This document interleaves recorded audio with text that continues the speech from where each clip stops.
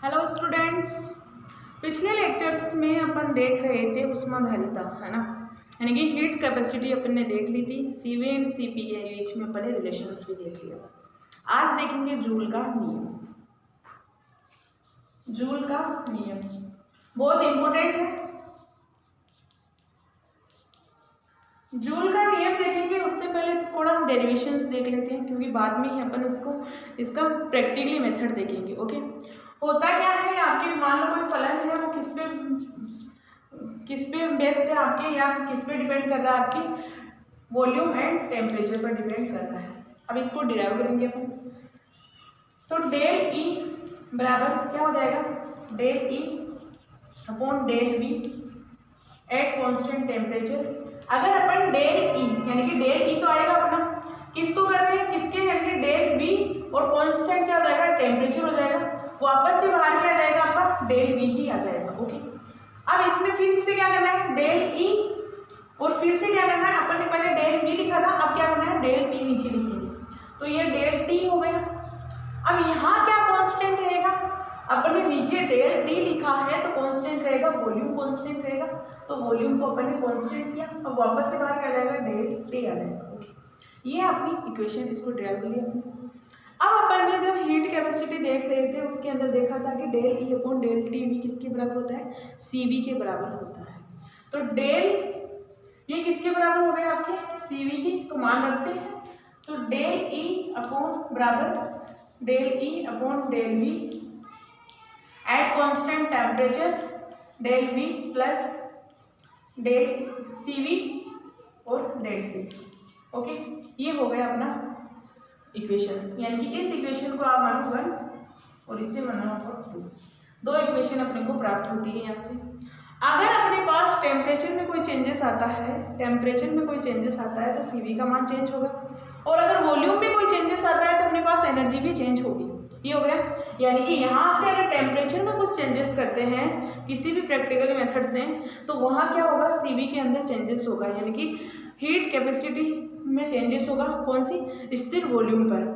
और लेकिन अगर वॉल्यूम में ही चेंज हो जाए तो एनर्जी भी चेंज हो जाएगी अपनी। अब अपने पास क्या हुआ है, प्रैक्टिकली मेथड देखते हैं अपन, यानी कि जूल का प्रायोगिक सिद्धांत देखते हैं कि हुआ क्या, प्रैक्टिकल्स के सापेक्ष करते हैं। तो होगा क्या, अपने पास कोई क्या है, पात्र है, यानी कि कोई भी कंटेनर है, वो कंटेनर कैसा है, स्थिर ताप वाला है, यानी कि उसका टेम्परेचर स्थिर रहता है। ओके, स्थिर ताप वाला कंटेनर। जूल के नियम में अपन ने क्या किया, इसका प्रायोगिक मेथड देखने वाले हैं। ओके, प्रायोगिक मेथड में क्या किया, एक कंटेनर लिया, वो कंटेनर होना कैसा चाहिए, यानी कि एक पात्र लिया, उस पात्र में होना क्या चाहिए कि वो स्थिर तापी होना चाहिए, यानी कि उसका टेम्परेचर स्थिर होना चाहिए, फिर प्रैक्टिकल में टेम्परेचर समान होना चाहिए।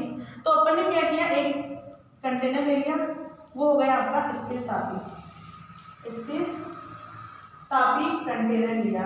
ओके, स्थिर तापी कंटेनर में क्या किया अपन ने, कुछ लिक्विड है अपने पास, उस लिक्विड में अपन ने क्या किया, फिल कर लिया। अब इसके अंदर दो बल्ब लिए गए, दो बल्ब है, मान लो ये दो बल्ब है, दोनों बल्ब को अपन ने क्या किया, एक जोड़ दिया एक दूसरे के साथ, और बीच में क्या लगा दी, कॉर्क लगा दी। कॉर्क का मतलब हो गया कि इसे अपन रोक सकते हैं। ओके, कॉर्क लगा दी, कॉर्क, इसे ए बोलो, इसे बी बोलते हैं। इस ए बल्ब में अपन ने क्या किया, गैस भर ली, ये लो जी गैस भर ली अपन ने, है ना, गैस भर ली। इस बल्ब के अंदर एक खाली है कंप्लीट, और यहाँ लगा दिया अपन ने एक थर्मामीटर।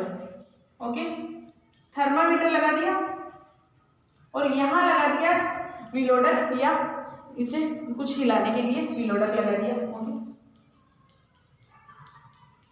ओके, अब क्या करते हैं कि अगर अपन इस कॉर्क को अपन थोड़ा सा खोलते हैं, यानी कि अपन कह सकते हैं, एक टैप होता है, टैप यानी कि नल होता है, नल को खोलते हैं, पानी आता है इस तरीके से, इसे अगर अपन खोलेंगे तो इसमें क्या होगा, बी के अंदर क्या हो जाएगी, ये गैस चली जाएगी।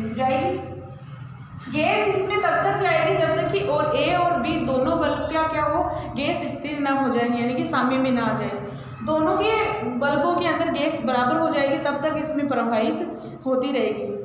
इस प्रोसेस में देखा गया कि इसमें क्या हुआ, टेम्परेचर चेंज ही नहीं हुआ, यानी कि जब ए बल्ब से बी बल्ब की ओर क्या हुई गैस प्रवाहित हो रही है, तब इसमें क्या होता है कि इसमें कोई चेंज ही नहीं आता है। यानी कि क्या बेसिकली रिएक्शंस को करवाते हैं अपन, तब क्या देखते हैं कि कुछ ना कुछ उसमें चेंजेस आने चाहिए। हीट के अंदर अगर चेंजेस आएगा तभी तो बता पाएंगे कि कार्य हो रहा है या नहीं हो रहा। फर्स्ट क्लास में भी कहा था कि अगर एनर्जी में कोई चेंजेस आते हैं तभी उससे अपन कार्य बता देंगे कि कार्य हुआ है। जब ये प्रैक्टिकल किया गया तो इसमें कोई चेंजेस नहीं आया, तो यहाँ कह सकते हैं कि टेम्परेचर में कोई चेंजेस नहीं आया, तो डेल टी बराबर क्या हो गया, 0 हो गया। जितना इसका टेम्परेचर था सॉल्यूशन का उतना ही इसमें गैस में प्रवाहित होने पर भी रहा। जब टेम्परेचर में कोई चेंजेस नहीं हुआ तो एनर्जी में भी कोई चेंज नहीं होगा। एनर्जी में क्या हो गई, 0 हो गई, एक तरीके से 0 मान सकते हैं। एनर्जी में चेंज नहीं हुआ तो इसे कार्य भी नहीं मान सकते। कार्य क्या होता है, एनर्जी में चेंजेस होना, तो यहाँ वर्क भी क्या हो गया, 0 ही प्राप्त हो गया। ओके, ये था जूल का नियम, यानी कि उसका प्रैक्टिकली नियम। अब इसे अप्लाई करते हैं फर्स्ट थर्मोडायनेमिक इक्वेशंस पर। फर्स्ट थर्मोडायनेमिक्स इक्वेशन क्या थी अपने पास, डेल ई बराबर क्यू प्लस डब्ल्यू था। ओके, डेल ई बराबर क्यू प्लस डब्ल्यू अपने पास फर्स्ट थर्मोडायनेमिक्स इक्वेशन आई थी। इस इक्वेशन के अकॉर्डिंग अब अपने पास इस इक्वेशन के अकॉर्डिंग देखते हैं कि अपने पास क्या है, हीट भी कुछ चेंजेस नहीं हुआ था यहाँ, और अपने पास वर्क भी कुछ ही नहीं हुआ। तो अपने पास अगर Q बराबर भी 0 है, W बराबर भी 0 है, वर्क भी 0 है, तो अपने पास इक्वेशन क्या आती है, डेल E बराबर भी 0 ही प्राप्त होता है। अब अपने पास जो ये वैल्यू आई है उससे क्या करेंगे, इक्वेशन नंबर 2 में पुट करेंगे, यानी कि डेल E बराबर 0 को अपन इक्वेशन नंबर 2 में पुट करेंगे। तो होगा क्या, अपने पास प्राप्त क्या होगी, अपने पास इक्वेशन यहाँ से ये 0 हो गया। ओके, अब यहाँ से 0 प्राप्त हो गया, अपने पास डेल टी भी अपना 0 ही आया था। तो अपने पास जो इक्वेशन आई है वो कैसी आई, इस तरीके से लिख सकते हैं इसे, del E upon del V at constant temperature del V plus del E upon del V at constant temperature del V plus C V बराबर वी। अब अपने पास जब 0 से इसे सी वी को इंटू करेंगे तो वो भी क्या होगा, 0 ही होगा। तो यहाँ से अपने को प्राप्त होता है del E upon del V at constant temperature del V बराबर 0, यानी कि यहाँ से वैल्यू प्राप्त होती है 0। बट जब प्रयोग में देखा था अपन ने, ए से बी में गैस प्रवाहित कर रहे थे तो दोनों बल्बों का क्या हो रहा था, आयतन में कुछ चेंजेस हो रहे थे। आयतन में चेंजेस हो रहे हैं तो डेल वी को अपन कैसे कर सकते हैं, जीरो के बराबर नहीं कर सकते। तो जब आयतन में कुछ ना कुछ चेंजेस हो रहा था अपने पास, तो यहाँ क्या आ जाएगा, यहाँ जो वैल्यू आ जाएगी वो आपकी आ जाएगी, यहाँ से कह सकते हैं कि del V not equal to 0, यानी कि आपका आयतन 0 नहीं हो सकता, जबकि आपका ये टर्म्स आपका 0 हो सकता है। Okay, del E upon del V at constant temperature 0, ये 0 प्राप्त हुआ, लेकिन वॉल्यूम आपका 0 नहीं होता है, क्योंकि अपन ने देखा था कि वॉल्यूम बल्ब ए से बी की तरफ जाने पर बल्बों के अंदर जो आयतन था वो स्थिर नहीं था, चेंजेस हो रहा था। ओके, अब अपने पास ये कंडीशन सप्लाई तो कर ली, लेकिन जब ये वास्तविक गैसों के लिए किया गया, यानी कि ये पूरा फॉर्मूला था वो किसके लिए था, आदर्श गैस के लिए किया गया था, लेकिन जब वास्तविक गैस के लिए किया गया तो चेंजेस हुए। तो अब चेंजेस हुए तो अपन 0 के बराबर नहीं बता सकते उसे, तो मतलब कह सकते हैं कि वास्तविक गैस के लिए तो ये क्या था, सॉरी आदर्श गैस के लिए एप्लीकेबल है। जो ये आपके इक्वेशन आई है वो आपके आदर्श गैस के लिए ही एप्लीकेबल है, जबकि वास्तविक गैस के लिए एप्लीकेबल नहीं होती है। जब वास्तविक गैस के लिए एप्लीकेबल नहीं होती है, यानी कि आदर्श गैस में del E upon del V at constant temperature 0 के बराबर होता है। वास्तविक गैस में प्रयोग किया किसने, जूल थॉमसन का था, है ना, ये था जूल का नियम। अब आते हैं जूल थॉमसन। जूल थॉमसन बताते हैं कि ये क्या होता है कि आदर्श गैस किसके बराबर होता है, जूल थॉमसन स्थिरांक के बराबर होगा। यानी कि अब देखेंगे अपन जूल थॉमसन गुणांक। जूल थॉमसन गुणांक में होता है कि ये 0 के बराबर नहीं होता है। जूल थॉमसन किसके लिए लागू होती है, पहले तो वास्तविक गैस के लिए होती है, वास्तविक गैस के लिए, ओके, रियल गैस के लिए।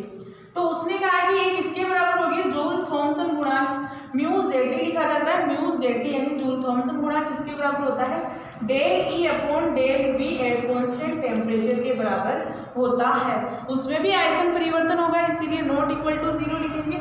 इसमें क्या होगा, डेल जेटी बराबर del E upon del V at constant temperature के बराबर होता है। ओके, ये था अपने पास जूल का नियम।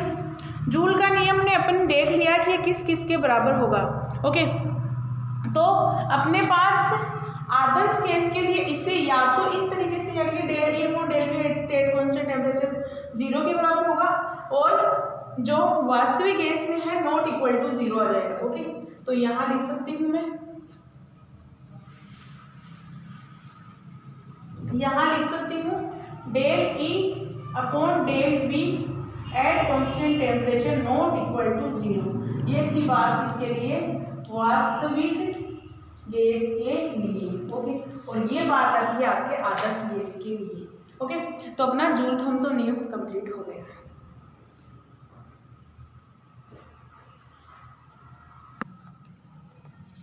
जूल थॉमसन नियम को भी अपन क्या कर सकते हैं, जूल के नियम की तरह ही बता सकते हैं कि कैसा होता था।